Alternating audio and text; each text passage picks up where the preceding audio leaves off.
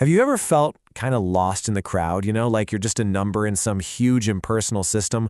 Well, over half a century ago, the psychologist Carl Jung wrote this short, really urgent book called The Undiscovered Self. And it wasn't just another psychology text. It was a warning. A warning that in our modern age of mass movements and all-powerful states, the biggest danger we face is losing our own individual soul. So let's dive into this incredibly relevant message and figure out what it means for us today. Jung just cuts right to the chase here, doesn't he? This is the central struggle of our time. The massive, overwhelming power of the collective versus the reality of a single, unique person. Think about it. When we become just one face in a sea of thousands, our own sense of meaning, our very identity, well, it starts to shrink. So you have to understand, Jung wasn't just getting into politics. He was diagnosing what he saw as a dangerous illness spreading through modern society. And here's the absolute key to his whole argument. Jung believed that if you don't understand your own inner world, your own mind, your psyche, you are completely and utterly defenseless. You basically become a puppet for outside ideas, for propaganda, for whatever ideology is screaming the loudest. If you don't have an anchor inside yourself, you're just going to get swept away by the tide. Okay, so let's break down this core problem that Jung identified. This clash between a living, breathing person and an abstract number on a spreadsheet. And this is the question that really drives the whole conflict. When society starts creating what Jung called a statistical world picture, it's creating a version of reality that's fundamentally fake. It replaces the actual living, breathing person with some kind of abstract average. All your uniqueness, your quirks, your irrationality, your actual humanity, it all just gets smoothed over and totally ignored. I mean, look at this contrast. It's so stark. On one side, you've got the individual, the only true carrier of life and moral responsibility. And on the other, you have the mass unit, just an anonymous, replaceable part, super easy to sway with slogans and just get absorbed into state policy. Jung's whole point is that modern society is relentlessly pushing us from that first column over to the second. And this is where Jung's warning gets really chilling.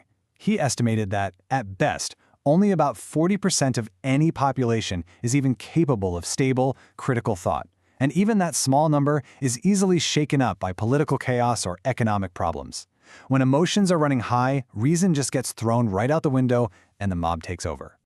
So, what are the actual consequences? What happens when we lose our individuality and fall into this mass-mindedness? Well, Jung maps out a pretty terrifying psychological and social collapse. He describes this downward spiral. First, we give up our own uniqueness. Then, moral responsibility isn't personal anymore. We just outsource it to the state. The state's policy becomes our conscience. And that leads to the third step. The state itself becomes a kind of pseudo-religion. And finally, this new religion demands total, unquestioning devotion, and fanaticism crushes anyone who dares to think differently. You see, this isn't just a political change. It's a really dangerous spiritual replacement.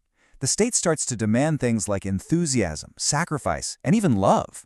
It becomes the source of all meaning, and serving the state becomes a form of worship. It completely consumes a person's moral compass, justifying literally any action to achieve its goals. And this quote, wow, it just brilliantly captures the final destination. When real human connection is replaced by abstract state power, when individuals are no longer seen as people, but as tools, the inevitable result is a world ruled by force, by violence, and by terror.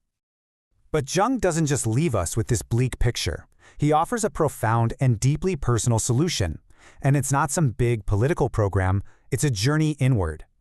This is the question, right? If these collective forces are so incredibly powerful, what can one person possibly do? Well, Jung's answer is pretty radical. You don't fight the mass on its own terms. You turn inward, and you build a foundation inside yourself that's so strong it can't be washed away. The very first step on this journey is to confront what Jung called the shadow. Now, this is all the stuff inside of us that we're either unaware of or we just deny. Our instincts, our repressed feelings, our darkness. We love to project this shadow onto other people, right? We see the evil in our neighbors or our political opponents. But true self-knowledge demands that we recognize that shadow within ourselves first. So, this path of resistance is an inside job. It demands that we look beyond our conscious ego, that we acknowledge the huge, vast reality of our unconscious mind, and that we integrate our own shadow instead of just pointing fingers at others. Ultimately, it means finding a personal, transcendent anchor that's way stronger than any ideology the world can throw at you. I love this quote. It's such a powerful and simple truth. Jung is reminding us that the quality of any society, any community, any organization depends entirely on the quality of the individuals inside it. You just can't create a good society out of hollowed-out people. Real change begins with one real, conscious individual. So this brings Jung's entire argument right down to a personal level. What is our stake in all this? What's our responsibility? And the message here is just crystal clear. We can't wait around for a political party or some mass movement to save us. The state is just an idea. Society is just an idea. The only thing that carries real life is the individual. And so, the only place real change can ever begin is inside the individual human heart. Jung was really skeptical of mass propaganda. He thought it was shallow, that its effects were always temporary. Real lasting transformation doesn't happen when some leader is shouting at a huge crowd. It happens in the quiet, authentic moment between two people who actually see and respect each other's individuality. And so we end with Jung's final, profound question, and it's aimed directly at you.